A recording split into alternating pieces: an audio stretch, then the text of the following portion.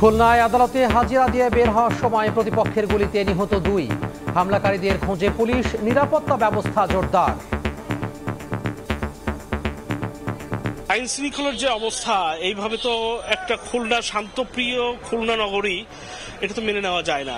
মানুষের জানমাল নিরাপত্তার স্থানে প্রশাসনও ঠিক সেই হিসেবে তাদেরকে, এই মানুষদেরকে প্রোটোকল দিতে পারছে না। যারা এই আক্রমণটি ঘটিয়েছে তাদের ব্যাপারে আমাদের তথ্য সংগ্রহের কাজ চলছে। জমি নিয়ে বিরোধের জেরে কুড়িগ্রামে প্রাণ গেল 3 জনের, আহত বেশ কয়েকজন। দেখছিলেন প্রধান শিরোনাম, দুপুরের সময়ে সঙ্গে আছি আমি তোহা খান তামিম। এবার অন্যান্য শীর্ষ সংবাদ। কথা বলতে পারলেও কাটেনি সংকট, বেগম জিয়ার শারীরিক অবস্থা অপরিবর্তিত, স্বাস্থ্যের উন্নতি হলে নেওয়া হবে বিদেশে, দেশবাসীর দোয়া চান বিএনপি নেতাকর্মীরা। নির্বাচনের পরিবেশ নিয়ে হতাশ এনসিপি, সরকারের নিরপেক্ষতা নিয়ে প্রশ্ন, মতভিন্নতা ভুলে ঐক্য চায় বিএনপি, ক্ষমতায় গেলে কথায় নয় কাজে প্রমাণ দেবে জামাত। কুষ্টিয়ায় 6 হত্যা মামলায় জাসদ নেতা ইনুর বিরুদ্ধে সূচনা বক্তব্য, কাল থেকে সাক্ষ্য গ্রহণ শুরু, অভিযোগ গঠনের রিভিউ আবেদন খারিজ। ঢাকায় নয় জেদ্দা বিমানবন্দরে কাটা হয় সৌদি প্রবাসীর লাগেজ, দাবি শাহজালাল পরিচালকের। জানানো হয়েছে সৌদি কর্তৃপক্ষকে, হারানো মালামাল উদ্ধারের আশা। এবং দোকান বন্ধ করে আন্দোলনে মোবাইল ব্যবসায়ীরা, নিবন্ধন কার্যক্রম সংস্কারের দাবিতে মানববন্ধন, 6 লেন চেয়ে চট্টগ্রাম কক্সবাজার মহাসড়ক ব্লকেজ।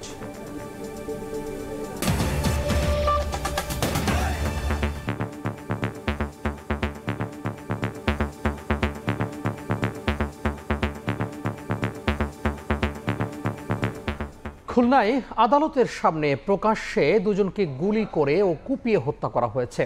অস্ত্র মামলায় হাজিরা দিয়ে বের হওয়ার সময় হামলার শিকার হন তারা। সকালে জেলা ও দায়রা জজ আদালতে অস্ত্র মামলায় হাজিরা দিতে আসেন রূপসা উপজেলার বাগমারা এলাকার রাজন ও হাসিব। বেলা 12:30টার দিকে হাজিরা শেষে বের হয়ে যাওয়ার সময় কয়েকজন তাদেরকে গুলি করার পর চাপাতি দিয়ে কুপিয়ে জখম করে পালিয়ে যায়। পরে তাদের উদ্ধার করে খুলনা মেডিকেলে নেওয়া হলে মৃত ঘোষণা করেন চিকিৎসক। ঘটনাস্থল পরিদর্শন করেছেন পুলিশ সহ বিভিন্ন গোয়েন্দা সংস্থার কর্মকর্তারা। ঘটনার পর পুরো আদালত চত্বরে ছড়িয়ে পড়ে আতঙ্ক, উদ্বেগ প্রকাশ করেন আদালতের আইনজীবীরা।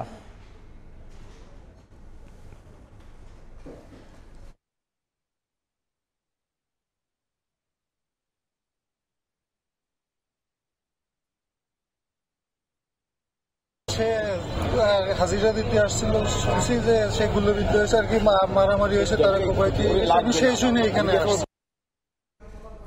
এই মুহূর্তে খুলনা আদালতের সামনে আছেন সহকর্মী তানজিম আহমেদ। বিস্তারিত জানতে আমরা সরাসরি যুক্ত হব তার সঙ্গে। তানজিম, খুলনায় আদালত চত্বরের সামনে গুলি ও কুপিয়ে 2 জন ব্যক্তিকে হত্যার ঘটনা ঘটেছে। হাসিব ও রাজন নামের 2 জন আসলে এই আদালতে একটি অস্ত্র মামলায় হাজিরা দিতে আছেন। তারা হাজিরা শেষে বের হওয়ার পর আসলে এই যে আমার পিছনে যে গেটটি রয়েছে, এই গেট থেকে তারা বের হয়ে রাস্তার অপোজিটে যে সাইডটা, ঠিক এই যে জায়গাটি যেখানে এই মুহূর্তে অনেক লোকজন দাঁড়িয়ে রয়েছে, আমরা সেটিকে দেখানোর চেষ্টা করছি। সেই জায়গাটি তারা যখন পৌঁছান তখন যারা এখানে ছিলেন স্থানীয় আমাদের বলছেন 5 থেকে 6 জন আগে থেকেই এখানে ছিলেন। তারা এই সময় তাদের 2 জনকে গুলি করেন এবং পরে আসলে চাপাটি দিয়ে তারা কুপিয়ে সেখান থেকে চলে যান। একটি চাপাটিও আসলে সেখানে রয়েছে আমরা দেখেছি। পরে তাদেরকে উদ্ধার করে খুলনা মেডিকেল কলেজ হাসপাতালে নিলে চিকিৎসক মৃত ঘোষণা করেন। এর ফলে আসলে কিন্তু পুরো আদালত পাড়ায় এক ধরনের আতঙ্ক ছড়িয়ে পড়েছে। উৎসুক মানুষ এখানে আসছেন, তবে সবার চোখে মুখে এক ধরনের আসলে আতঙ্কের ছাপ আমরা দেখতে পেয়েছি। আমরা আইনজীবী থেকে শুরু করে সাধারণ মানুষ যারা রয়েছেন তাদের সাথে কথা বলেছি। তারা আসলে বলছেন প্রকাশ্যে ভাবে যে কুপিয়ে হত্যা করা হলো এবং গুলি করে, এটি আসলে বেশ উদ্বেগজনক। একই সাথে যারা হত্যাকাণ্ডের শিকার হয়েছে তাদের যদি বিষয়টি জানিয়ে রাখতে চাই, হাসিব এবং যে রাজন, আমরা এখন পর্যন্ত জানতে পেরেছি হাসিবের বাড়ি আসলে নতুন বাজার এলাকায় এবং রাজনের বাড়ি বাগমারা এলাকায়। এবং এর ফলে আমরা এখন পর্যন্ত যে খবরটি পেয়েছি, স্থানীয় আধিপত্য থেকে শুরু করে মাদক এবং অস্ত্র সহ বিভিন্ন বিষয়ে দ্বন্দ্ব, যে একাধিক গ্রুপ রয়েছে শীর্ষ সন্ত্রাসী গ্রুপ, তারই একটি গ্রুপের সদস্য ছিলেন এই নিহত দুজন, এবং অপর একটি গ্রুপ তাদের প্রতিনিধি গ্রুপ যাদের সাথে তাদের দ্বন্দ্ব রয়েছে, তেমন একটি গ্রুপ তাদেরকে আসলে হত্যা করেছে বলে আমরা বিভিন্ন সূত্রে জানতে পেরেছি। এই বিষয়টা আসলে পুলিশ বলছে আরো অধিকতর তদন্ত শেষে নিশ্চিত হওয়া যাবে ঠিক কি কারণে, কেন তাদের হত্যা করা হলো, কারা এই হত্যাকাণ্ডে জড়িত ছিল। এছাড়া আমরা পুলিশ আমাদেরকে জানিয়েছে 2টি মোটরসাইকেল তারা এখন পর্যন্ত এখানে জব্দ করেছে, অর্থাৎ 2টি মোটরসাইকেল এখানে আমরা দেখতে পাচ্ছি। ধারণা করা হচ্ছে সেই 2টি মোটরসাইকেলেই যারা ঘাতক তারা এখানে এসেছিলেন, এবং এর ফলে কিন্তু তারা তাদেরকে গুলি করে এবং চাপাটি দিয়ে কুপিয়ে খুব দ্রুত ঘটনাস্থল ত্যাগ করেন। এই মুহূর্তে এখানে একই সাথে পুলিশ সহ বিভিন্ন গোয়েন্দা সংস্থার লোকজন, সেনাবাহিনী, র্যাব আমরা দেখেছি তারা তাদের আসলে নিরাপত্তা ব্যবস্থা জোরদার করেছেন আদালত পাড়ায়, এবং একই সাথে আসলে হত্যার যে কারণ এবং রহস্য উদ্ঘাটনের জন্য চেষ্টা করছেন। আমরা একটা আদালত চত্বর দেখাতে চাচ্ছি। আসলে এই যে আদালত থেকে বের হওয়ার সময় তারা এই আক্রমণের শিকার হন। আমাদের যারা এখানে আইনজীবীরা রয়েছেন সহ বিভিন্ন শ্রেণী পেশার মানুষ এখানে তারা আসলে উদ্বেগ এবং আতঙ্ক প্রকাশ করেছেন। তারা বলছেন যে একটা আদালত যেখানে আসলে মানুষের বিচারের জন্য আসে, সেই বিচারালয় যদি নিরাপদ না থাকে সেক্ষেত্রে আসলে তারা বেশ শঙ্কিত। কারণে আসলে খুলনা শহরের সার্বিক আইন শৃঙ্খলা পরিস্থিতি নিয়েও শঙ্কা প্রকাশ করেছেন, কারণ বেশ কিছুদিন ধরে আসলে বিভিন্ন সময় হত্যাকাণ্ড, গুলি, কোপানোর ঘটনা ঘটছে, এবং সেটি আসলে এই মানুষ জনপদের জন্য বেশ হুমকির কারণ হয়ে দাঁড়িয়েছে। একই সাথে এই যে ঘটনাটি সেটি কিন্তু একটি নতুন আসলে আইন শৃঙ্খলা পরিস্থিতি অবনতির জায়গা, সেখানে একটি নতুন মাত্রা যোগ করেছে। অর্থাৎ বলতে হবে যেহেতু এটি একদম আদালতের সামনে এই ধরনের ঘটনা, এবং সেখানে আইন শৃঙ্খলা বাহিনীর সদস্যরাও থাকেন, ঠিক সেখানে আসলে অস্ত্র দিয়ে প্রকাশ্যে যে ধরনের আগ্নেয়াস্ত্র ব্যবহার করা হয়েছে, গুলি করা হয়েছে, এবং এরপর আসলে তাদের মৃত্যু নিশ্চিত করার জন্য চাপাটি দিয়ে কোপানো হয়েছে। ফলে এই বিষয়টি পুরো আদালত পাড়ায় উদ্বেগ এবং শঙ্কার কারণ তৈরি করেছে। তো তাদের বিষয়ে আসলে কেন তাদের মারা হলো সে বিষয়টি আরো পরে হয়তো বিস্তারিত আমরা জানাতে পারবো। তো খুলনার আদালত থেকে দুজনকে গুলি এবং কুপিয়ে হত্যার যে খবর আমার কাছেই ছিল সর্বশেষ। অন্য প্রসঙ্গ, কথা বলতে পারলেও সংকট কাটেনি বেগম খালেদা জিয়ার। বিএনপি চেয়ারপারসনের শারীরিক অবস্থা অপরিবর্তিত বলে জানিয়েছেন ব্যক্তিগত চিকিৎসক ডক্টর জাহিদ হোসেন। স্বাস্থ্যের কিছুটা উন্নতি হলে নেওয়া হতে পারে বলেও জানান তিনি। এদিকে আজও এভারকেয়ার হাসপাতালের সামনে জড়ো হন বিভিন্ন শ্রেণী পেশার মানুষ। দলীয় প্রধানের সুস্থতার জন্য দেশবাসীর দোয়া চান তারা। ফুসফুস ও হৃদযন্ত্রের সংক্রমণ নিয়ে রাজধানীর এভারকেয়ার হাসপাতালের সিসিইউতে চিকিৎসাধীন বিএনপি চেয়ারপারসন বেগম খালেদা জিয়া।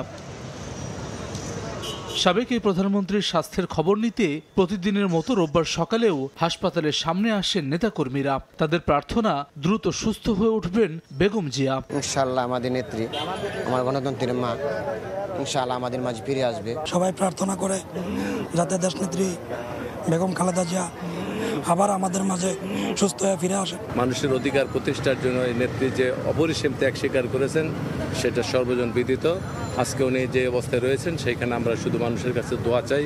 এর আগে শনিবার রাতে বিএনপি চেয়ারপারসনের শারীরিক অবস্থা নিয়ে ব্রিফিং করেন তার ব্যক্তিগত চিকিৎসক ও মেডিকেল বোর্ড সদস্য ডাক্তার AZM জাহিদ হোসেন। জানান 3 দিন ধরে বেগম জিয়ার শারীরিক অবস্থা অপরিবর্তিত। বিদেশে পাঠানোর বিষয়টি নির্ভর করছে স্বাস্থ্য ও মেডিকেল বোর্ডের সুপারিশের উপর। ওনার অবস্থা একই পর্যায়ে আছে, এবং এটাকে আমরা ডাক্তারি ভাষায় যদি বলি অর্থাৎ শি ইজ মেনটেইনিং দি ট্রিটমেন্ট, অর্থাৎ চিকিৎসকরা যে চিকিৎসা দিচ্ছে এই চিকিৎসা উনি গ্রহণ করতে পারছেন। রাতেই বেগম জিয়ার স্বাস্থ্যের খোঁজ খবর নিতে হাসপাতালে যান যুব ও ক্রীড়া উপদেষ্টা আসিফ মাহমুদ সজীব ভুইয়া। বলেন, দেশের গণতন্ত্র ও সার্বভৌমত্বের প্রশ্নে বেগম খালেদা জিয়ার ভূমিকা ঐতিহাসিকভাবেই সবার আগে আসবে। চিকিৎসার খোঁজ খবর নিতে এসে গণঅধিকার পরিষদ সভাপতি নুরুল হক নূর বলেন, আগামীর বাংলাদেশ বিনির্মাণে বেগম খালেদা জিয়ার সুস্থ হয়ে ওঠা জরুরি। বাংলাদেশ এখন গণতান্ত্রিক রূপান্তরের যে সময় পার করছে, এই সময়ে আসলে বাংলাদেশের মানুষ বেগম খালেদা জিয়ার ব্যাপারে যে কোনো ধরনের খারাপ সংবাদের জন্য প্রস্তুত না, এবং আমরা প্রত্যাশা করি যে তিনি দ্রুতই সুস্থ হবেন এবং বাংলাদেশের এই গণতান্ত্রিক উত্তরণের যে প্রক্রিয়া সেটাও তিনি দেখে যাবেন। দেশের প্রশ্নে, জাতির প্রশ্নে আপোষহীন থেকেছেন, নিজে কারাবাস বেছে নিয়েছেন কিন্তু মাথা নত করেন নাই। তো এই রকমের একজন আপোষহীন মানুষ তাকে নিয়ে আমরা আগামীর বাংলাদেশ গড়ে তুলব। 23 November BNP chairperson Begum Khaleda জিয়াকে এভারকেয়ার হাসপাতালে ভর্তি করা হয়। হাসান ওয়ালি, সময় সংবাদ, ঢাকা। এই মুহূর্তে রাজধানীর এভারকেয়ার হাসপাতালের সামনে আছেন সহকর্মী শাহিন আলম। সবশেষ খবর জানতে আমরা সরাসরি যুক্ত হব তার সঙ্গে।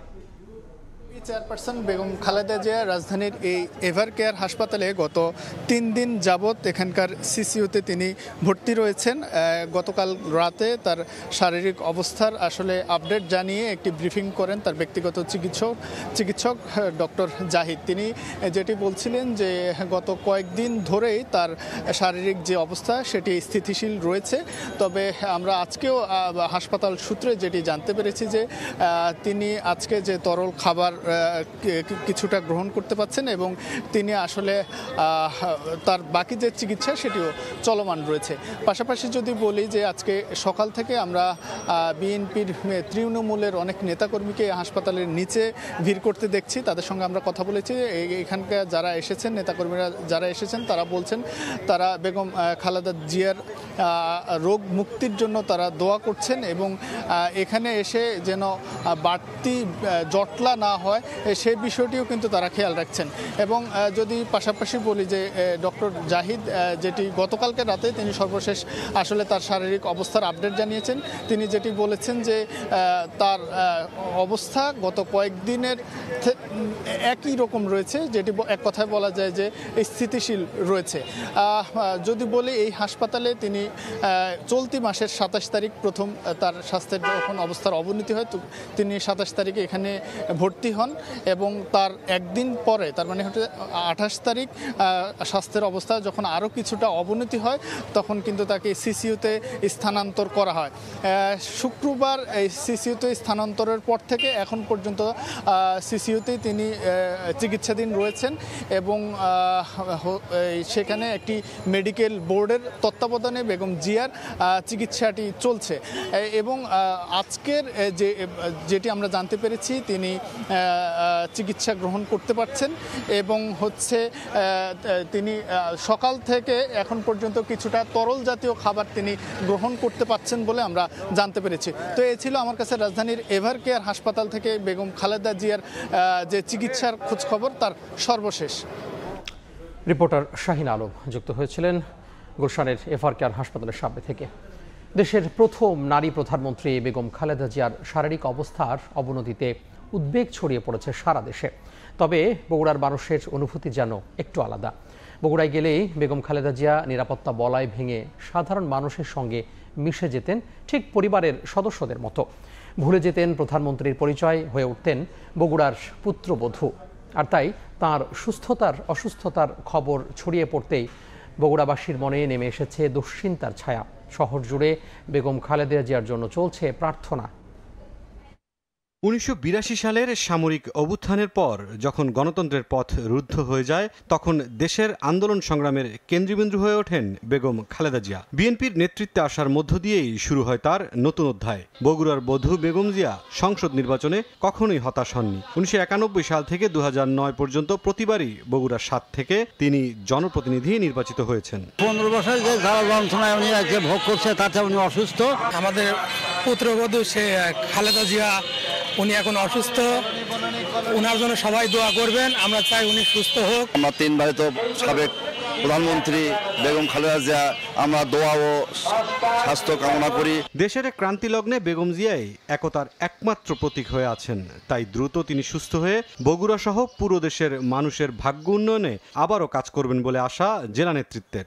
দেশে একটি সংকট চলছে, এই সংকটের একমাত্র উত্তরণের প্রতীক হিসাবে আমি মনে করি যে বেগম খালেদা জিয়া। আল্লাহর কাছে দরবারের কাছে দোয়া করছি যে ওনার সুস্থতার মধ্যে দিয়ে দেশে যে ক্রান্তিকাল, এই সময় তার একটা অনেক পরামর্শ জাতির হয়তো অনেক বিপর্যয়ের হাত থেকে তো রক্ষা পাবে। বরাবরের মতো এবারও জাতীয় সংসদ নির্বাচনে বগুড়া 7 আসনে ধানের শীষের প্রার্থী হয়েছেন সাবেক প্রধানমন্ত্রী বেগম খালেদা জিয়া।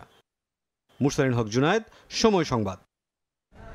মাঠ পর্যায়ে এখনো সুষ্ঠু ও নিরপেক্ষ নির্বাচনের পরিবেশ তৈরি হয়নি বলে জানিয়েছেন এনসিপি ও জামাত নেতারা। এ সময় মতভিন্নতা ভুলে সবাইকে ঐক্যবদ্ধ হওয়ার আহ্বান জানান বিএনপি নেতা। দলগুলোর মানসিকতার পরিবর্তন না হলে সুষ্ঠু নির্বাচন টেকসই গণতন্ত্র সম্ভব নয় বলে জানান সুশাসনের জন্য নাগরিকের প্রধান নির্বাহী বদিউল আলম মজুমদার। রাজধানীর সিরডা মিলনায়তনে এক সেমিনারে একথা বলেন তারা। মানি ম্যান মিডিয়া যে প্রস্তুত করে হচ্ছে ভোটের একটা আবহ তৈরি করা এবং ভোট জিতার পূর্বেই হচ্ছে জিতে গেছে সেই ধরনের একটা পুরো একটা পরিস্থিতি তৈরি করা, এটা আসলে এইবারের সুষ্ঠু নির্বাচনের ক্ষেত্রে একটা বড় চ্যালেঞ্জ হবে। গত 16 বছরে এই সবগুলো প্রতিষ্ঠানকে আমাদের আলোচকরা বলেছেন দুর্বল না ধ্বংস করা হয়েছে। এই অবস্থায় এই সবগুলোকে রিফর্ম করে নির্বাচনের জন্য প্রস্তুত করা একটা বড় চ্যালেঞ্জ। এই কাঠামোগত সংস্কার কিন্তু আমাদের গণতান্ত্রিক উত্তরণের পথে যে ভূমিকা রাখবে, যেমন আমাদের এই প্রধানমন্ত্রীর ক্ষমতায় লাগাম টানা, প্রধানমন্ত্রীর মেয়াদে লাগাম টানা, তারপরে প্রধানমন্ত্রী শাসিত সরকারের পরিবর্তে যে মন্ত্রী পরিষদ শাসিত সরকার। যেসব উপদেষ্টা নির্বাচন করার ঘোষণা দিচ্ছেন তাদের আরও আগেই পদত্যাগ করার উচিত ছিল বলে মন্তব্য করেছেন বিপ্লবী ওয়ার্কার্স পার্টির সাধারণ সম্পাদক সাইফুল হক।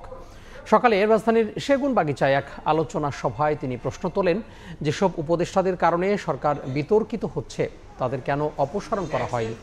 রাজনৈতিক দলগুলোর সঙ্গে আলোচনা না করে নির্বাচন কমিশন আরপিও সংশোধনী করার আগামী নির্বাচন একটি টাকার খেলায় পরিণত হতে পারে এমন আশঙ্কাও করেন তিনি। প্রশ্ন তোলেন সরকারের নিরপেক্ষতা নিয়েও। নির্বাচন কমিশনের গণভোটের মক ডেমনস্ট্রেশন ব্যর্থ হয়েছে বলেও মন্তব্য তার। সরকারি উপদেষ্টারা নিজেরা ক্ষমতায় থেকে বলছেন তারা নির্বাচন করবেন। তারা নির্বাচন অংশ নিতে চাইলে তো অনেক আগে, 1 বছর আগে বা 6 মাস আগেই তাদের উচিত ছিল সরকার থেকে অব্যাহতি নেওয়া। যেসব উপদেষ্টার কারণে সরকার বিতর্কিত হয়ে যাচ্ছেন অনেক আগে উচিত ছিল তারা যদি অব্যাহত নেন, সরকার প্রধান তাদেরকে অব্যাহতি দেওয়ার ব্যবস্থা করবেন। একজন উপদেষ্টা দেখলাম বলছেন আগামী নির্বাচনে নাকি যিনি আবার নির্বাচন করতে চান 15 থেকে 20 কোটি টাকা নাকি খরচ হবে। এটা যদি একজন উপদেষ্টা যদি একথা বলতে পারেন তাহলে আগামী নির্বাচন যে একটা বেসুমার টাকার খেলায় পর্যবেসিত হবে, তো এটা তো বোঝার জন্য কোনো পণ্ডিত হওয়ার দরকার নেই। জামায়াতে ইসলামী সরকার গঠন করলে কোনো দাবি নিয়ে আন্দোলন করতে রাস্তায় নামতে হবে না বলে জানিয়েছেন দলটির আমির ডাক্তার শফিকুর রহমান। সকালে কমিউনিটি ক্লিনিক স্বাস্থ্য সহায়তা ট্রাস্ট আয়োজিত সেমিনারে কথা জানান তিনি। জামাত আমির বলেন, সরকারের কাজ জনগণের সেবা ও অধিকার তার দোরগোড়ায় পৌঁছে দেয়া। দেশের মানুষ ভালো হলেও কিছু খারাপ রাজনীতিবিদদের কারণে দেশ পিছিয়ে পড়ে, তাদের মূল ধরে টান দিতে হবে। বোঝা নয়, শিশুদের সম্পদ হিসেবে গড়ে তোলার কথাও বলেন ডাক্তার শফিকুর রহমান। বিগত দিনে অনেকেই আশ্বাস দিয়েছে, তাই আশ্বাস নয় কাজে প্রমাণ করার কথাও বলেন তিনি। আশ্চর্য, আমি জানতে চাইলাম আপনার ঠিকানা, আপনি পাঠিয়ে দিলেন আপনার শ্বশুর বাড়ি। জনগণের অংশ হতে চাই ইনশাআল্লাহ। আমরা আপনারা দোয়া করবেন। আমরা যদি দায়িত্বে যাই, সমাজের কোনো সেকশনের কোনো দাবি দাওয়া নিয়ে সরকারের কোথাও কোনো ধর্ণা দিতে হবে না এবং কোনো মিছিল মিটিং করতে হবে না। সরকারের দায়িত্ব হচ্ছে যারা যে জনগণ আমাকে এই দায়িত্ব দিবে, আপনাকে এই দায়িত্ব দিবে, আপনার দায়িত্ব হচ্ছে সেই জনগণের অধিকার তার ঘরে তার হাতে পৌঁছে দেওয়া। আল্লাহ সামর্থ্য দিলে সেটাই আমরা এই সংস্কৃতি রাজনীতিতে ফিরিয়ে আনতে চাই। জুলাই অভ্যুত্থান নিয়ে অদ্ভুতপূর্ণ মন্তব্য করায় জাসদ নেতা হাসানুল হক ইনুর বিরুদ্ধে রাষ্ট্রদ্রোহিতার অভিযোগ আনা উচিত বলে ট্রাইব্যুনালকে জানিয়েছেন চিফ প্রসিকিউটর তাজুল ইসলাম। এছাড়া শেখ হাসিনা সহ সাজাপ্রাপ্ত পলাতক আসামিদের ফেরাতে সরকার সর্বোচ্চ চেষ্টা চালাচ্ছে বলেও জানান তিনি। এদিকে ট্রাইব্যুনাল নিয়ে বিরূপ মন্তব্য করায় বিএনপি নেতা ফজলুর রহমানকে 8 ডিসেম্বর ট্রাইব্যুনালে হাজির হয়ে ব্যাখ্যা দেওয়ার নির্দেশ দেওয়া হয়েছে। দাবি করে ট্রাইব্যুনালে অভ্যুত্থানকে সোকল্ড মন্তব্য করেন ইনু। অভিযোগ গঠন পুনর্বিবেচনার আবেদন করেন তার আইনজীবীরা। রোববার ট্রাইব্যুনালে আবেদনের পরিপ্রেক্ষিতে শুনানি করেন ইনুর আইনজীবীরা। এ সময় তারা দাবি করেন, ইনুর বিরুদ্ধে হত্যায় সংশ্লিষ্টতার কোনো প্রমাণ দেখাতে পারেনি প্রসিকিউশন। তবে আবেদনের বিরোধিতা করে চিফ প্রসিকিউটর তাজুল ইসলাম ট্রাইব্যুনালকে বলেন, জুলাই গণঅভ্যুত্থান নিয়ে অদ্ভুতপূর্ণ মন্তব্য করায় ইনুর বিরুদ্ধে রাষ্ট্রদ্রোহিতার অভিযোগ আনা উচিত। পরে রিভিউ আবেদন খারিজ করেন ট্রাইব্যুনাল। সোমবার থেকে সাক্ষ্য গ্রহণ শুরু হবে এই মামলায়। 25,000-এর মতো মানুষের অঙ্গহানি আছে, অজস্র মানুষের চোখের পানি ঝরেছে, অনেকে কারাবরণ করেছেন, আদারওয়াইজ নিপীড়িত হয়েছেন। সেই মহান একটি অভ্যুত্থান বা বিপ্লবকে সো কল্ড বলা এটা ধৃষ্টতা, এটা আদালত অবমাননা, এটা রাষ্ট্রদ্রোহিতা। এই ধরনের কথা আদালতে বলার কোনো অধিকার কোনো আসামির নেই। এই ট্রাইব্যুনালের যে আইন, সেটা 1973 সালে স্পেশাল একটা আইন, ক্রাইমস ট্রাইব্যুনালস অ্যাক্ট 1973, এটা সংবিধান দ্বারা সুরক্ষিত। এই বিপ্লবকে, এই আন্দোলনকে, এই আইনকে চ্যালেঞ্জ করে এই আদালতে দাঁড়িয়ে কোনো কথা বলার অধিকার কোনো আসামির নাই, সেটা অবশ্যই রাষ্ট্রদ্রোহিতা হবে। এদিকে টেলিভিশন টকশোতে ট্রাইব্যুনাল নিয়ে বিরূপ মন্তব্যের অভিযোগ ওঠায় বিএনপি নেতা ফজলুর রহমানকে 8 ডিসেম্বর ট্রাইব্যুনালে হাজির হয়ে ব্যাখ্যা দেওয়ার নির্দেশ দেওয়া হয়েছে। এ সময় ফজলুর রহমানের ওকালতের লাইসেন্স আছে কিনা প্রসিকিউশনের কাছে জানতে চান ট্রাইব্যুনাল 1-এর চেয়ারম্যান। ওনারা বোঝাতে চেয়েছেন যে একটা ইন্টারনাল অ্যারেঞ্জমেন্টের মাধ্যমে এই প্রসিডিংটা চলছে, যেটা একজন সিনিয়র অ্যাডভোকেটের কাছে কাম্য নয়। অনারেবল ট্রাইব্যুনাল আমাদের আবেদন মঞ্জুর করেছেন এবং কেন আদালত অবমাননার ব্যবস্থার জন্য তার বিরুদ্ধে ব্যবস্থা গৃহীত হবে না এই জন্য রুল ইস্যু করেছেন এবং তাকে আগামী 8 ডিসেম্বর সশরীরে হাজির হওয়ার নির্দেশ দিয়েছেন। জুলাই গণঅভ্যুত্থানের সময় চানখারপুলে 6 জনকে হত্যার মামলায় আসামি আরশাদ হোসেনের পক্ষে সাফাই সাক্ষীর জন্য 8 ডিসেম্বর দিন ধার্য করেছেন ট্রাইব্যুনাল 1। আসিফ মোহাম্মদ সিয়াম, সময় সংবাদ, ঢাকা। দুপুরের সময় আরও থাকছে। এটা হলো মোদি সারা হসপিটাল, রোগী থেকে 10,000 নিবার পায়, তার 3,000ও দিতে পারে, যেরকম বিল দেয় সেরকম। সরকারি হাসপাতালের রোগী ভাগিয়ে নেওয়া হচ্ছে বেসরকারিতে। সিন্ডিকেটে গাড়ি চালক থেকে শুরু করে নিরাপত্তা রক্ষীও, জড়িতদের বিরুদ্ধে ব্যবস্থার আশ্বাস।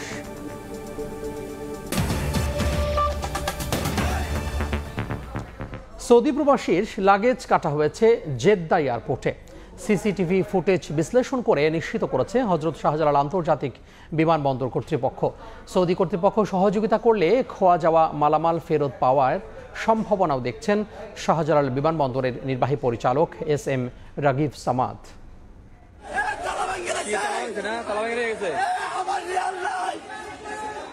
সৌদি আরব ফেরত এক প্রবাসী বাংলাদেশির লাগেজ থেকে মালামাল খোয়া যাওয়ার একটি ভিডিও সামাজিক যোগাযোগ মাধ্যমে সাড়া ফেলে। ভিডিওতে দেখা যায় ছেঁড়া লাগেজ নিয়ে যাত্রীরা রাগান্বিত হয়ে শাহজালাল বিমানবন্দরের কর্মীদের ওপর চড়াও হচ্ছেন। বিমানবন্দর কর্তৃপক্ষ বলছে, গেল 14 নভেম্বর সৌদি আরব থেকে 78 বাংলাদেশি আউটপাস নিয়ে ইথিওপিয়ান এয়ারলাইন্সের একটি ফ্লাইটে ঢাকায় আসেন। ইমিগ্রেশন শেষে বেশ কিছু ব্যাগ কাটাছেঁড়া আর মালামাল শূন্য অবস্থায় পাওয়া যায়। সিসিটিভি ফুটেজ যাচাই করে নিশ্চিত হওয়া গেছে অপ্রীতিকর কিছু ঘটেনি শাহজালাল বিমানবন্দরে। সিসিটিভির মধ্যেও সেই ফুটেজগুলো আছে এবং অ্যাজ ইট ইজ কন্ডিশনে যে ব্যাগগুলো অরিজিন থেকে অর্থাৎ সৌদি আরব থেকে ইথিওপিয়া হয়ে ঢাকায় এসেছে, এখানে এরকম চেন খোলা কিছু একদম কোনো জিনিসপত্র ছাড়া এরকম ভাবে ব্যাগেজগুলো এসেছে। সৌদি আরবের কাছে এমন অব্যবস্থাপনার কারণ জানতে চেয়েছে বিমানবন্দর কর্তৃপক্ষ। তারা সহযোগিতা করলে সম্ভাবনা রয়েছে মালামাল ফেরত পাওয়ার। ইথিওপিয়ান এয়ারলাইন্সের যে স্টেশন ম্যানেজার, তার সাথে আমার কথা হয়েছে এবং তাদেরকে জানানোর পর তারা বললেন যে they have already notified their Saudi counterparts, যে তাদের ওখানকার থেকে তারা কেন এই অব্যবস্থাপনামূলকভাবে জিনিসগুলো আসছে। কাগজপত্র, পাসপোর্ট জনিত জটিলতা থাকায় প্রবাসীদের আউটপাস যাত্রী হিসেবে পাঠিয়েছে সৌদি আরব, যে কারণে হ্যান্ডব্যাগগুলো কার্গোতে করে আনা হয়। ইয়ানুর শিফাত, সময় সংবাদ, ঢাকা। মোবাইল নিবন্ধন কার্যক্রম NER সংস্কারের দাবিতে রাজধানী সহ সারা দেশে দোকান বন্ধ রেখে মানববন্ধন করেছেন মুঠোফোন ব্যবসায়ীরা। আলোচনা করে মোবাইল প্রস্তুতকারক ও বিক্রেতাদের জন্য নির্ধারিত কর নির্ধারণ ও ভারসাম্য আনার দাবি তাদের। অন্যথায় কঠোর আন্দোলনের হুঁশিয়ার দিয়েছেন তারা। সকাল 10টায় পূর্ব বন্ধ রেখে রাজধানীর কারওয়ান বাজার পান্থপথ এলাকায় জড়ো হতে থাকেন বিভিন্ন শপিং মলের মোবাইল ব্যবসায়ী ও দোকানের কর্মচারীরা। হাতে প্লেকার্ড, ব্যানার নিয়ে দাঁড়িয়ে পড়েন রাস্তার পাশে।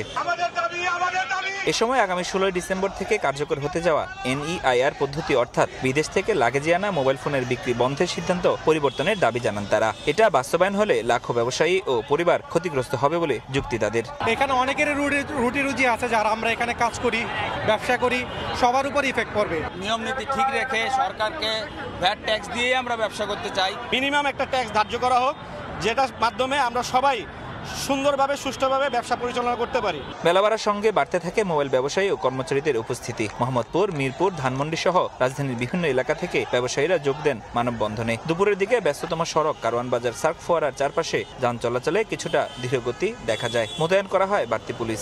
তৃণমূল ব্যবসায়ী, আমরা যে ব্যবসা করতে চাই, আমরা যে ট্যাক্স দিতে চাই, এটা BTRCর কিছু রুলস বাধা আছে। এই বাধাগুলো অপসারণ চাই। 9 জন সিন্ডিকেটের কাছে আমরা 25 লক্ষ মানুষ দায়বদ্ধতার ভিতরে আটকে যেতেছি। মোবাইল বিজনেস কমিউনিটির নেতারা বলেন এনইআইয়ের বাস্তবায়নের আগে ব্যবসায়ীদের সঙ্গে আলোচনা করা হয়নি, যা তৈরি করেছে সংকট। সংস্কার না করে বাস্তবায়ন করলে কঠোর কর্মসূচির হুঁশিয়ার দিয়েছেন তারা। কয়েক হাজার কোটি টাকার প্রোডাক্ট আমাদের হাতে আছে, এই প্রোডাক্টগুলি নিয়ে আমরা কোথায় যাব? আমরা উন্মুক্ত বাণিজ্য চাচ্ছি। এখন যে নীতিটা বাস্তবায়িত হচ্ছে, এতে করে দেখা যাবে কি লোকাল যারা অ্যাসেম্বলার আছে তারা ছাড়া অ্যাকচুয়ালি কেউ ফোন আনতে পারবে না। যদি এরপরও কোনোভাবে আলোচনা বা আমাদের ডাকে সাড়া না দেয়, আমরা কঠোর আন্দোলনে চলে যাব। ব্যবসায়ীদের অভিযোগ, বিশেষ গোষ্ঠীকে সুবিধা দিতে একপাক্ষিকভাবে এনইআইআর প্রণয়ন করা হয়েছে। ফরহাদুর রহমান, সময় সংবাদ, ঢাকা। চট্টগ্রাম কক্সবাজার মহাসড়ক 6 লেনে উন্নীত করার দাবিতে 3 ঘন্টা সড়কে অবরোধ কর্মসূচি পালন করেন স্থানীয়রা। এতে চরম ভোগান্তিতে পড়েন যাত্রী ও চালকরা। দাবি পূরণের আশ্বাস না পাওয়া পর্যন্ত কর্মসূচি চালিয়ে যাওয়ার ঘোষণা দেন তারা। এদিকে একই দাবিতে সাতকানিয়া, কেরানীহাট, লোহাগড়ায়ও অবরোধ কর্মসূচি পালন করেন এলাকাবাসী। স্লোগানে মুখর চারপাশ। চট্টগ্রাম কক্সবাজার মহাসড়কে চকরিয়া মাতামুহুরী সেতুর দুপাশে রশি দিয়ে ব্যারিকেড দিয়ে মিছিল ও বিক্ষোভ করেন শিক্ষার্থী সহ স্থানীয়রা। শুধুমাত্র অ্যাম্বুলেন্স ছাড়া যেতে দেওয়া হয়নি কোনো যানবাহন। চট্টগ্রাম কক্সবাজার মহাসড়ক 6 লেনে উন্নীত করার দাবিতে 3 ঘন্টা ব্লকেট কর্মসূচি পালন করা হয়। চট্টগ্রাম কক্সবাজার হাইওয়েতে যতগুলো মানুষ মারা গেছে বেশিরভাগই রুট অ্যাক্সিডেন্টে। কেরানীহাট, সাতকানিয়া থেকে দিয়ে কক্সবাজার পর্যন্ত এখানে এটা হচ্ছে একদম সংকুচিত, অনেক বলতে গেলে এটা গ্রামের রোডের মতো, এই বিশ্ব রোড। এটা ব্যারিকেডের কারণে মহাসড়কের দুপাশে দীর্ঘ যানজটে ভোগান্তিতে পড়েন যাত্রী ও চালকরা। অনেকে পায়ে হেঁটেই গন্তব্যের উদ্দেশ্যে রওনা দেন। এতে দুর্ভোগের পর ভুক্তভোগী যাত্রীরাও বলছেন দ্রুত 6 লেনে উন্নীত করা হোক এই মহাসড়ক। প্রতিদিন এখানে মানুষ নিহত হচ্ছে, প্রাণ যাচ্ছে, পঙ্গু হচ্ছে। এটা থেকে কিছু কিছু অধিকার আসলে আমাদেরকে আদায় করে নিতে হয় বাধ্য করে সরকার। আমাদের এলাকায় অবশ্যই চলেন লাগবে। দাবি পূরণের আশ্বাস না পাওয়া পর্যন্ত কর্মসূচি চালিয়ে যাওয়ার ঘোষণা দেন আন্দোলনকারীরা। এদিকে অপ্রীতিকর ঘটনা এড়াতে মোতায়েন করা হয় আইন শৃঙ্খলা বাহিনীর বিপুল সদস্য। 1 সপ্তাহ তারা আমাদেরকে যেটা আশ্বাস দিয়েছেন, সেটা যদি তারা যথাযথভাবে তারা কোনো দৃশ্যমান কিছু দেখাতে না পারে, তাহলে আবার রাস্তাতে নেমে যাওয়া। আমরা তো বলেছি যে কার্যক্রমগুলো চলছে, এটা আমরা ওদেরকে জানিয়েছি, তো আমার মনে হয় ওরা বুঝতে পেরেছে। একই দাবিতে চট্টগ্রামের সাতকানিয়া, কেরানীহাট, লোহাগাড়া সহ বিভিন্ন স্থানে সড়ক অবরোধ করেন এলাকাবাসী। পরে আইন শৃঙ্খলা বাহিনীর সদস্যদের আশ্বাসে মহাসড়ক থেকে সরে গেলে যান চলাচল স্বাভাবিক হয়। চট্টগ্রাম কক্সবাজার মহাসড়কে গেল 11 মাসে সড়ক দুর্ঘটনায় শতাধিক প্রাণহানির ঘটনাও ঘটে। সুজাউদ্দিন রুবেল, সময় সংবাদ, কক্সবাজার। এদিকে দাবি আদায়ে মাধ্যমিক ও উচ্চশিক্ষা অধিদপ্তর মাওসির সামনে অবস্থান কর্মসূচি পালন করছেন শিক্ষক, কর্মকর্তা, কর্মচারীরা। সহকারী অধ্যাপক থেকে পদোন্নতির দাবি বিসিএস শিক্ষকদের। অন্যদিকে নবম গ্রেডের দাবিতে অনড় মাধ্যমিকের শিক্ষকরা। দাবি না মানলে কঠোর আন্দোলনের হুঁশিয়ারি দিয়েছেন আন্দোলনকারী শিক্ষকরা। মাধ্যমিক ও উচ্চশিক্ষা অধিদপ্তরের সামনে বিভিন্ন দাবি নিয়ে অবস্থান কর্মসূচিতে বিসিএস সাধারণ শিক্ষা ক্যাডারভুক্ত শিক্ষক ও সরকারি মাধ্যমিকের শিক্ষকেরা। সহকারী অধ্যাপক থেকে সহযোগী অধ্যাপক পদে পদোন্নতি চান 26 থেকে 31 বিসিএস এর পদোন্নতি বঞ্চিত শিক্ষকেরা। তারা বলেন, আগেই গ্রেড বৃদ্ধি হওয়ায় এতে প্রয়োজন হবে না বেতন বৃদ্ধির। 8 বছর চলছে, 3 বছরে আমি পদোন্নতি যোগ্য হয়েছি, কিন্তু আমাদের ন্যায্য অধিকার পদোন্নতি বঞ্চিত। আমরা যোগ্যতা অর্জন করেছি আরো 2-3 বছর আগে। এখন যদি আমাদেরকে আসলে পদোন্নতি দেওয়া হয়, তাহলে সরকারের কিন্তু কোনো এক্সট্রা আর্থিক কোনো সংশ্লেষ থাকছে না। স্বতন্ত্র আলাদা অধিদপ্তর হওয়া ছাড়া আমাদের এই বঞ্চনার অবসান কোনোভাবেই সম্ভব নয়। অন্যদিকে সহকারী শিক্ষক পদকে নবম গ্রেডে অন্তর্ভুক্ত করে মাধ্যমিক শিক্ষা অধিদপ্তর তৈরি সহ 4 দফা দাবিতে অবস্থান নেন সরকারি মাধ্যমিক বিদ্যালয়ের শিক্ষকরা। আমাদের সমপর্যায়ে যারা ছিল সকলে অনেক আগেই নবম গ্রেডে চলে গেছে। এখানে আমরা যারা সহকারী শিক্ষক যারা আছি, তাদের পদটাকে নবম গ্রেড করে ক্যাডারভুক্ত করে সার্ভিস সার্ভিসের একটি পদসমান তৈরি করা। নবম জাতীয় পে স্কেল বাস্তবায়ন হোক, এই দাবি সরকারের কাছে রাখছি। যৌক্তিক দাবি মেনে না নিলে আন্দোলন চালিয়ে যাওয়ার ঘোষণা বিসিএস শিক্ষকদের। আর দাবি না মানলে সোমবার থেকে সর্বাত্মক কর্মবিরতির ঘোষণা দিয়েছেন সরকারি মাধ্যমিক বিদ্যালয়ের শিক্ষকরা। সামদানি প্রত্যয়, সময় সংবাদ, ঢাকা। দশম গ্রেড বাস্তবায়নের দাবিতে সারা দেশে কর্মবিরতি পালন করেছেন মেডিকেল টেকনোলজিস্ট ও ফার্মাসিস্টরা। দাবি না মানলে ৩ ডিসেম্বর অর্ধ দিবস ও পরদিন থেকে পূর্ণ দিবস কর্মবিরতির ঘোষণা দেন আন্দোলনকারীরা। এদিকে ২ ঘন্টার কর্মবিরতিতে ফার্মেসি ও প্যাথোলজি বিভাগ বন্ধ থাকায় ভোগান্তিতে পড়েন রোগীরা।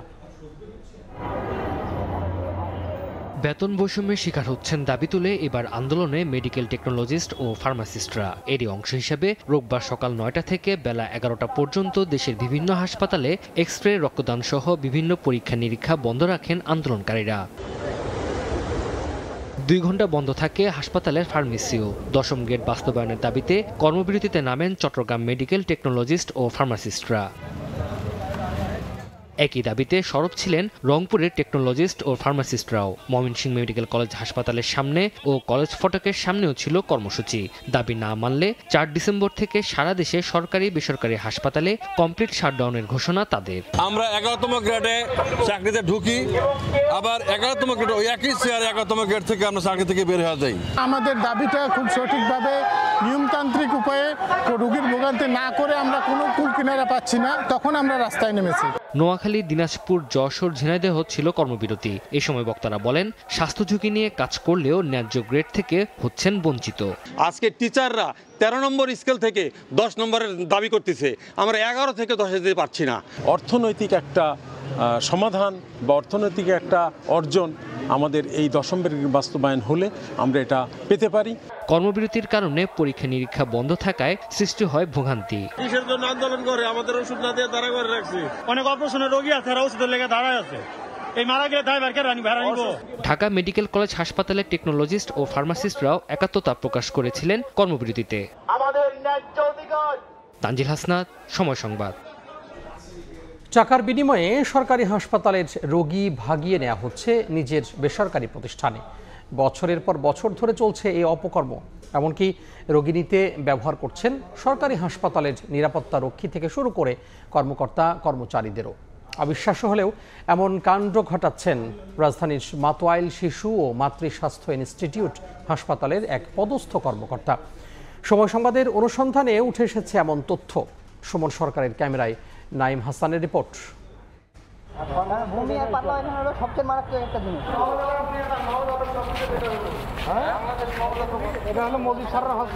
মাতোয়াইল শিশু ও মাতৃস্বাস্থ্য ইনস্টিটিউট হাসপাতালের জরুরি বিভাগের সামনের চিত্র এটি।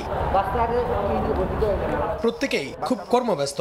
কারণ খুঁজতে গিয়ে দেখা গেল ভালো সেবার আশ্বাস দিয়ে অর্থের বিনিময়ে রোগীকে পাশের বেসরকারি হাসপাতালে পাঠাতে চান তারা। আর এই কাজ সম্পন্ন করতে পারলে তাদের আয় রোগী প্রতি ৫ থেকে ১০,০০০ টাকা। যদি রোগীর থেকে 10,000 নিবার পায় তাহলে 3,000ও দিতে পারে। যেরকম বিল দেয় সেরকম কোনো বিলে 4,000 টাকা, 3,000 টাকা। অনুসন্ধানের এ পর্যায়ে মুকিত নামের এই গাড়ি চালককে অনুসরণ করব আমরা। মুকিত হাসপাতালের কেউ না হলেও তার গাড়িতে করেই রোগী ভাগানো হয় মাতোয়াইল হাসপাতালের পরিচালকের ব্যক্তিগত হাসপাতালে। আমরা এবার ওই গাড়িটিকে ফলো করব, দেখব গাড়িটি কোথায় গিয়ে থামে। মাতোয়াইল হাসপাতাল থেকে মুকিতের গাড়ি ঢুকলো বাংলাদেশ নবজাতক হাসপাতালে, যে হাসপাতালের মালিক মাতোয়াইল শিশু ও মাতৃস্বাস্থ্য ইনস্টিটিউট হাসপাতালের পরিচালক মুজিবুর রহমান। তার স্ত্রী ওই হাসপাতালের চেয়ারম্যান। সরকারি হাসপাতালের রোগী ভাগিয়ে পরিচালকের বেসরকারি হাসপাতালে বুঝিয়ে দেওয়ার পর মুকিত একটি টোকেন সংগ্রহ করলেন দারোয়ানের কাছে। কমিশন তোলেন তিনি। প্রতি রোগী বাবদ ১৫০০ থেকে ২,০০০ টাকা করে পান মুকিত। এবার মুকিতের মুখোমুখি হবার পালা আমাদের। রোগী তো গাড়ি ভাড়া দিলেন, তারপরও কাউন্টার থেকে কিসের টাকা নিলেন মুকিত? আমি এক টাকা না, আমি 400 টাকা ভাড়া আনছি।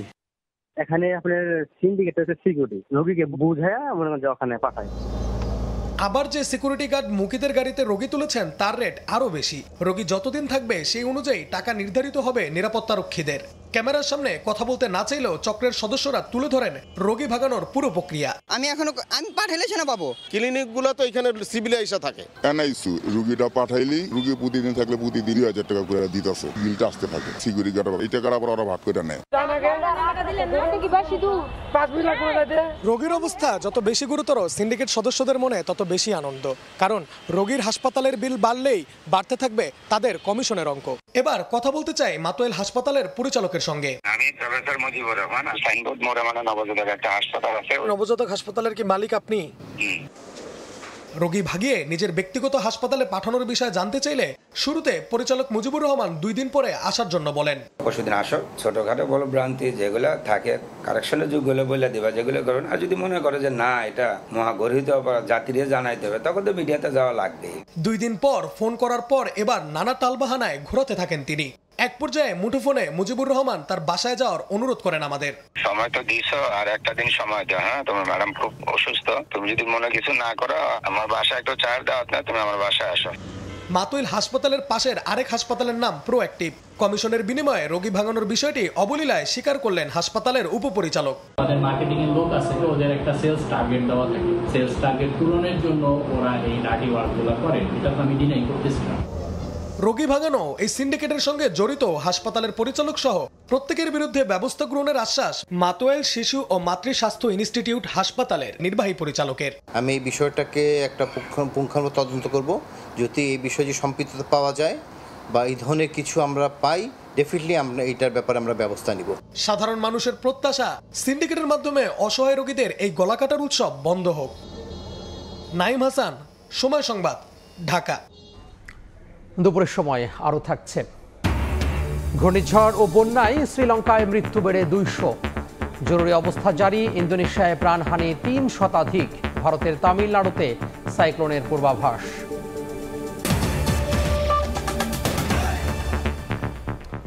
সচিবালয়ের মন্ত্রিপরিষদ ভবনের আগুন নিয়ন্ত্রণে এসেছে। এতে কর্মকর্তা কর্মীদের মাঝে ছড়িয়ে পড়ে উদ্বেগ।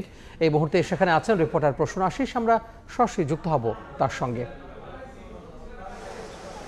দেখুন, সচিবালয়ের এই ভবনটি মূলত নবনির্মিত ভবন, অর্থাৎ 3 মাসের মতো হলো এখানে মূলত অফিস করছেন অফিসাররা। এর উপরের 4টি ফ্লোর 20 তলা ভবন বিশিষ্ট এই ভবনটিতে উপরের 4টি তলায় জনপ্রশাসন বিভাগ এবং ঠিক তার পরের যে তলাগুলো সেখানে মন্ত্রিপরিষদ বিভাগের কর্মকর্তারা এখানে বসেন এবং তারা অফিস করেন। তো এই ভবনের ঠিক 9ম তলায় মূলত এই আগুনটি লাগে এবং পৌনে 2টার দিকে এই আগুনটি লেগেছে। এখনও পর্যন্ত প্রাথমিক যে ধারণা ফায়ার সার্ভিস কর্মীরা যেটি জানিয়েছেন সেটি হচ্ছে যে শর্ট সার্কিট থেকে, যেখানে মূলত ময়লা টয়লা রাখা হয় সেইরকম একটি জায়গায় এই শর্ট সার্কিটের মাধ্যমে এই আগুনটি লেগেছে।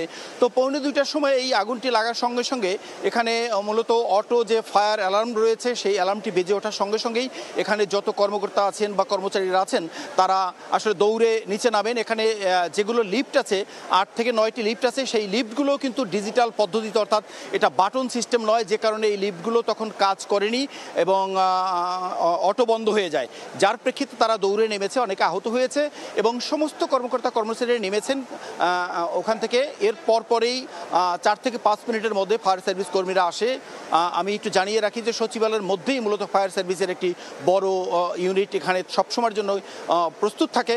তারা এসে কাজ করা শুরু করে এবং তারা যেটি সবশেষে জানিয়েছেন যে ফায়ার সার্ভিসের যে উপপরিচালক মোহাম্মদ সালেউদ্দিন আহমেদ আমাদেরকে জানিয়েছেন, সংবাদকর্মীরা যারা ছিলেন তাদেরকে জানিয়েছেন যে তারা অল্প সময়ের মধ্যেই মূলত এটি নিয়ন্ত্রণে এনেছেন এবং এখনও পর্যন্ত কাজবাজ চলছে এবং ফায়ার সার্ভিস কর্মীরা ওখানে খতিয়ে দেখছেন এবং যে ক্ষয়ক্ষতিগুলো হয়েছে সেগুলো দেখছেন এবং আগুন আরও ছড়িয়ে পড়তে পারে কিনা সেগুলো মূলত তারা খতিয়ে দেখছেন এবং পুরো ভবনটিতে এখন আর কোনো সাধারণ যারা কর্মকর্তা কর্মচারী তারা নেই এবং অন্য কেউ প্রবেশ করতে পারছে না। তো সব শেষে হয়তো তারা খতিয়ে দেখার পরে জানা যাবে যে মূলত সত্যি কিভাবে আগুনটি লেগেছে এবং ক্ষয়ক্ষতির পরিমাণটা কি এবং এর সবশেষ অবস্থাগুলো তারা জানাতে পারবে। এই ছিল সচিবালয় থেকে মন্ত্রিপরিষদ বিভাগে আগুন লাগার সবশেষ তথ্য।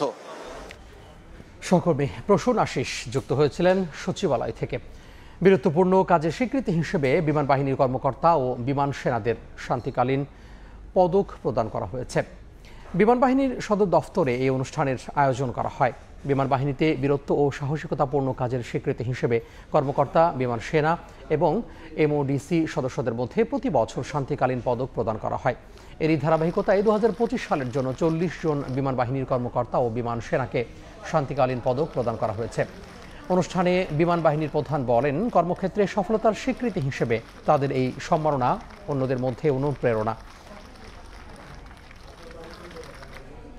দেশের বাইরের খবর, ঘূর্ণিঝড়ের আঘাতে বন্যা ও ভূমিধসে শ্রীলঙ্কায় মৃতের সংখ্যা বেড়ে 193 জনে দাঁড়িয়েছে। এখনও নিখোঁজ আছেন প্রায় 200। পরিস্থিতি মোকাবিলায় দেশটিতে জরুরি অবস্থা জারি করা হয়েছে। এদিকে ইন্দোনেশিয়ায় বন্যায় ক্ষতিগ্রস্ত মানুষদের উদ্ধারে চলছে সহায়তা কার্যক্রম। শ্রীলঙ্কায় স্থানীয় সময় শনিবার ঘূর্ণিঝড় দিতুয়ার আঘাতে সৃষ্ট বন্যা ও ভূমিধসে মৃতের সংখ্যা 150 ছাড়িয়েছে, আহত 200-রও বেশি। দেশজুড়ে ক্ষতিগ্রস্ত হয়েছে 5 লাখেরও বেশি মানুষ। প্রায় 78,000 বাসিন্দাকে সরিয়ে নেওয়া হয়েছে আশ্রয় কেন্দ্রে। গত বৃহস্পতিবার থেকে ভারী বর্ষণে বাড়িঘর, কৃষি জমি আর প্রধান মহাসড়ক পানিতে তলিয়ে যায়। চা উৎপাদনকারী মধ্যাঞ্চলে ভয়াবহ ভূমিধসে বহু পরিবার আটকা পড়ে। উদ্ধার কাজে নেমেছে সেনা, নৌ ও বিমান বাহিনী। কলম্বোর আশপাশের এলাকায় নদীর পানি ফুলে ওঠায় বন্যা পরিস্থিতির অবনতি ঘটছে। এদিকে ভারতের তামিলনাড়ুর দক্ষিণ পূর্বাঞ্চলেও ঘূর্ণিঝড় দিতুয়ার প্রভাবে ভারী বৃষ্টি অব্যাহত রয়েছে। দেশটির আবহাওয়া দফতর বলছে, ঝড়টি রোববার দক্ষিণ পশ্চিম বঙ্গোপসাগরের উপর দিয়ে উত্তর উত্তর পশ্চিম মুখে এগোবে। উপকূলবর্তী এলাকায় মোতায়েন করা হয়েছে NDRF এর 14টি দল। বাড়তি সতর্কতা হিসেবে আরও 10টি দল প্রস্তুত রাখা হয়েছে। ইন্দোনেশিয়ার সুমাত্রার উত্তরাঞ্চলের পরিস্থিতি আরও সংকটজনক। প্রতিদিনই বাড়ছে প্রাণহানি। এখনও অনেক এলাকা বিদ্যুৎ বিচ্ছিন্ন রয়েছে, কাজ করছে না মোবাইল নেটওয়ার্ক। সাদিয়া তাসনিম, সময় সংবাদ। যুক্তরাষ্ট্রের ক্যালিফোর্নিয়ায় পারিবারিক অনুষ্ঠান চলাকালে গুলিতে অন্তত 4 জন নিহত হয়েছেন। আহত হয়েছে শিশুসহ আরও অন্তত 10 জন। শনিবার স্থানীয় সময় সন্ধ্যায় স্টকটন শহরে এই হামলার ঘটনা ঘটে। খবর পেয়ে দ্রুত ঘটনাস্থলে পৌঁছায় পুলিশ ও জরুরি সেবাদানকারী কর্মীরা। কয়েকজনকে উদ্ধার করে প্রাথমিক চিকিৎসা দেওয়ার পর নেওয়া হয় হাসপাতালে। আহতদের মধ্যে কয়েকজনের অবস্থা আশঙ্কাজনক বলে জানা গেছে। হামলাকারীকে এখনও আটক করতে পারেনি পুলিশ। খেলার খবর। আজ বিপিএল এর বহুল প্রতীক্ষিত নিলাম বিকেল 4টায় রাজধানীর একটি 5 তারকা হোটেলে 6 ফ্র্যাঞ্চাইজিকে নিয়ে শুরু হবে ক্রিকেটারদের নিলাম প্রক্রিয়া। দীর্ঘ 12 বছর পর নিলাম ফিরছে বিপিএলে। অংশগ্রহণকারী দলগুলোকে নিয়ম কানুন বুঝিয়ে দিয়েছে গভর্নিং কাউন্সিল। একই সঙ্গে এবারের আসর দুর্নীতিমুক্ত রাখতে ফ্র্যাঞ্চাইজিগুলোকে হুঁশিয়ারি দিয়েছে বোর্ড। এর মধ্যে প্রতিটি দল 2 জন করে দেশি ক্রিকেটারকে ডিরেক্ট সাইনিং হিসেবে স্কোয়াডে নিয়েছে। এছাড়া গেল আসরে ফিক্সিংয়ে জড়িত সন্দেহে থাকা 9 ক্রিকেটারকে বাদ দিয়ে নিলাম তালিকায় 6 ক্যাটাগরিতে আছে 158 দেশীয় ক্রিকেটারের নাম। আর বিদেশি খেলোয়াড়দের সংখ্যাটা 257। নিলাম থেকে স্থানীয় ক্রিকেটারদের দলে নিতে প্রতিটি ফ্র্যাঞ্চাইজি খরচ করতে পারবে সর্বোচ্চ $4.5 কোটি টাকা। আর বিদেশিদের জন্য প্রতিটি দল খরচ করতে পারবে $3.5 লাখ US। এই পর্যায়ে শীর্ষ সংবাদগুলো জানিয়ে দিব আরও একবার। খুলনায় আদালতে হাজিরা দিয়ে বের হওয়ার সময় প্রতিপক্ষের গুলিতে নিহত 2। নিরাপত্তা নিয়ে প্রশ্ন। জমি নিয়ে বিরোধে কুড়িগ্রামে সংঘর্ষে প্রাণ গেল 3 জনের। কথা বলতে পারলেও কাটেনি সংকট। বেগম জিয়ার শারীরিক অবস্থা অপরিবর্তিত। স্বাস্থ্যের উন্নতি হলে নেওয়া হবে বিদেশে। দেশবাসীর দোয়া চান বিএনপি নেতাকর্মীরা। এবং নির্বাচনের পরিবেশ নিয়ে হতাশ এনসিপি। সরকারের নিরপেক্ষতা নিয়ে প্রশ্ন। মতভিন্নতা ভুলে ঐক্য চায় বিএনপি। ক্ষমতায় গেলে কথায় নয় কাজে প্রমাণ দেবে জামাত।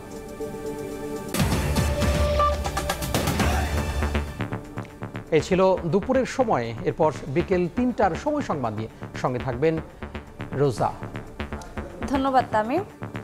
বিকেল 3টার সময় সংবাদ নিয়ে আসছি কিছুক্ষণ পর। সঙ্গে থাকুন সময়ের।